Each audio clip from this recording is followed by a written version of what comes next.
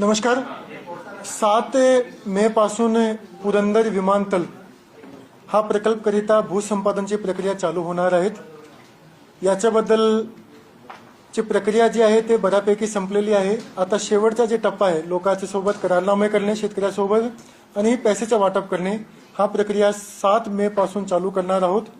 संमतीचे निवाडे 10 जून पर्यंत राहतील. याच्यामध्ये एकरी जे रेट शासनाने फायनल केलेलं आहे ते 1,61,00,000 आहे.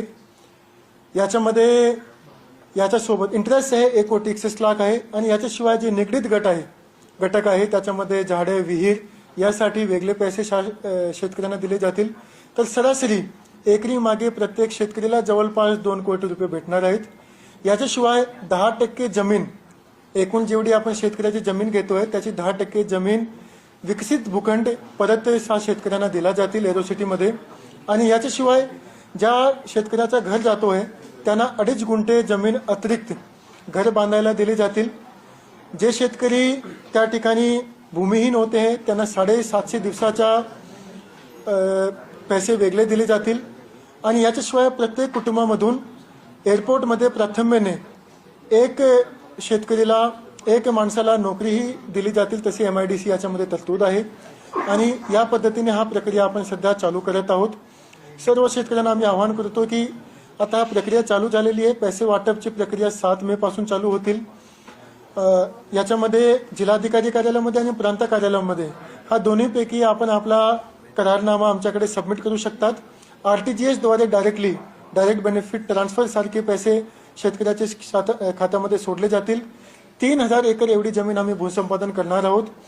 त्याच्याशिवाय जे बाहेरची जमीन होती 7000 एकरचा जे नोटिफिकेशन निघाला होता त्याच्यामध्ये जे अतिरिक्त जमीन आहे त्याचे शिक्के काढण्याची प्रक्रिया चालू केलेली आहे. येणारे काही आठवड्यामध्ये बाकी जमीनचे शिक्के काढले जातील. आणि याच्याशिवाय 2016 पासून आतापर्यंत ज्या लोकांवर गुन्हे दाखल झालेले आहे ते गुन्हे सुद्धा मागे घेतले जातील. त्याची प्रक्रिया ऑलरेडी चालू झालेली आहे. आणि याच्याशिवाय फार्मर प्रोड्युसर कंपनी आम्ही अल्पभूधारक शेतकऱ्यासाठी स्थापित करतो आहे, जेणेकरून हा एअरपोर्टचा डायरेक्टली बेनिफिट त्या भागाच्या शेतकऱ्याला होणार आहे.